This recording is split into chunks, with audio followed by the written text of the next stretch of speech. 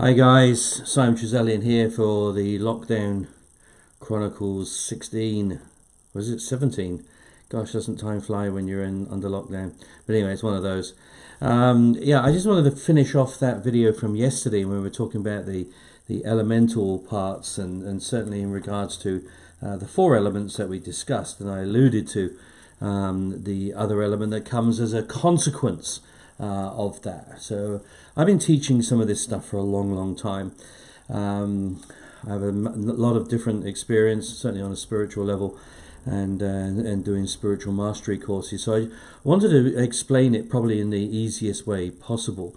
So we talked about the four elements yesterday, that being of earth, of water, of fire and air, and how the raising of those vibrations alludes to elements within us, within our experience, and within the actual world that we inhabit.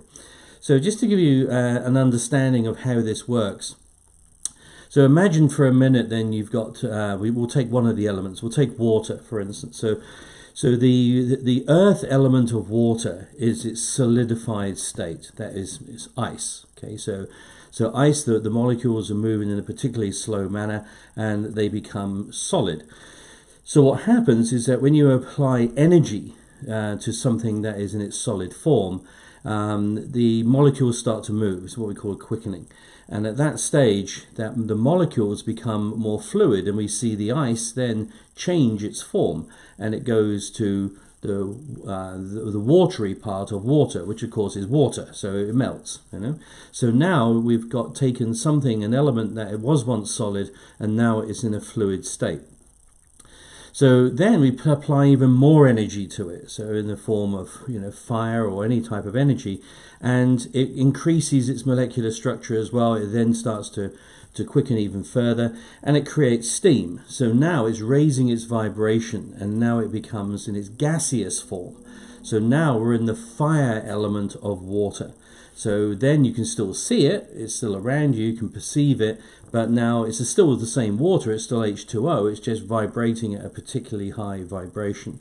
So you add even more energy to it, and then it seems to disappear. It becomes, ether, it becomes an aerosol. So now it's still there, but you can perceive it, you can just, it's like mist, so it's gone from steam. So that's its highest vibration, if you like, of those four areas. And now you've got the air of water. So the water particles are actually mixed in the air, and a very fine mist, it becomes etheric.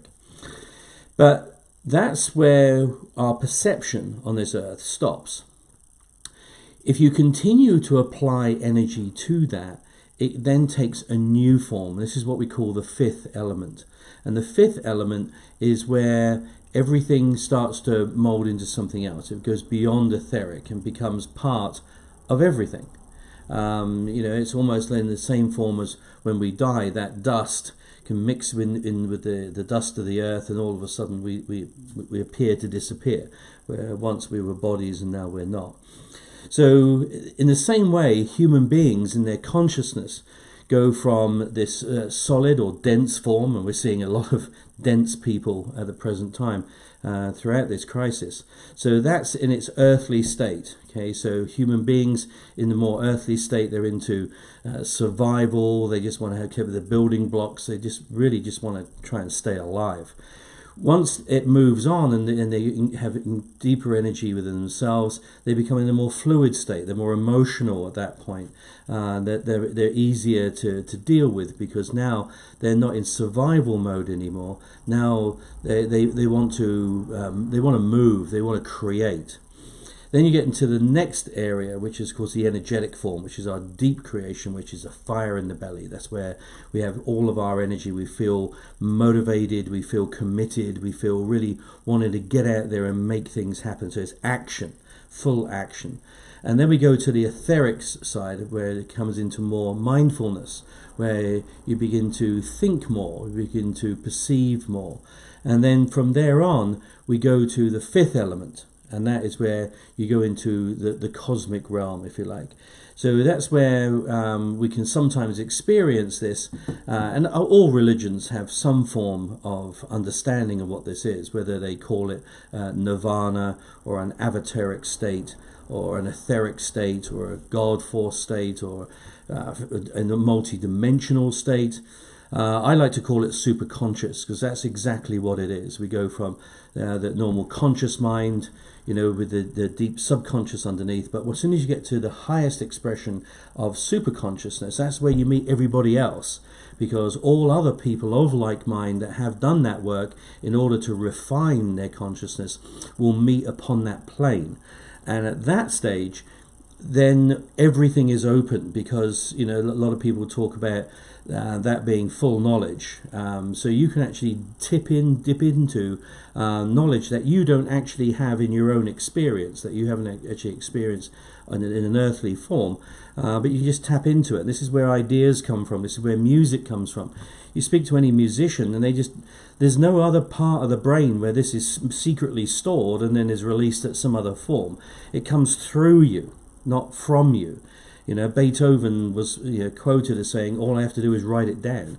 He was stone deaf, and he was able to write music because it came through him. It was almost like a channeling. And when you're able to move into this fifth element, you actually transcend the nonsense of the corporal world. And at that point, you're doing something quite major. And that's what other people call, ascension, or moving beyond the earth plane, consciously. Even though our bodies are still here, our conscious mind, which is not tethered necessarily to a body. Our consciousness can actually shift and move. Because at this point, of course, even Einstein said, as his quote, that energy is neither created nor destroyed. So at some point, your energy, and we see this with the ether of the water, for instance, that energy was always there, and it will always be there, but it just changes, it morphs into something else. It's neither created nor is it destroyed. Human consciousness is the same. So we don't lose our consciousness, we just change into another realm, another area. So this is an opportunity, I feel. Of course, this is just an analogy. But where we are at the present time, we can actually see how our consciousness is changing throughout this. Because the virus and the pandemic and all the other stuff that's going along with it is merely energy. That's all it is. Everything is energy. So we're being presented with a particular form of energy, and how we respond to that energy determines what we get out of it. Are we going to remain in our solid state, just solid locked down? And this is what people don't like. They hate being locked down in their houses because it doesn't allow them to grow. Okay? Or are we going to actually be more fluid, which is what we're seeing now? People getting out on the streets, asking questions, wanting to have more answers because they want to get on with life. Because, everyone is on a clock here. No one gets out of here alive. Everyone wants to make the best of their life. They don't want to spend years sitting inside not doing life. So at that point, once we start to move forward, people are taking action, and that's that fiery part, as we talked about. And then from there on, it's the mindfulness. How are we actually going to deal with this in the future? Because it's going to be around us all the time, so we need to find answers. So in this way, I believe that the whole situation is a massive learning curve for us. It's like a university degree, of which we are all in school. And some of us are going to pass, some of us are going to get a C, some of us are going to get an A+ and move on, and some of us are probably going to get an F, and that's just the fact of life. So it's not a level playing field. All we can do is do our best and to try and raise our vibration and get the best out of this situation. So that's it. That's what I wanted to explain today. This is Simon Trezelyan from the Lockdown Chronicles. Out to you. See you next time. Bye-bye now.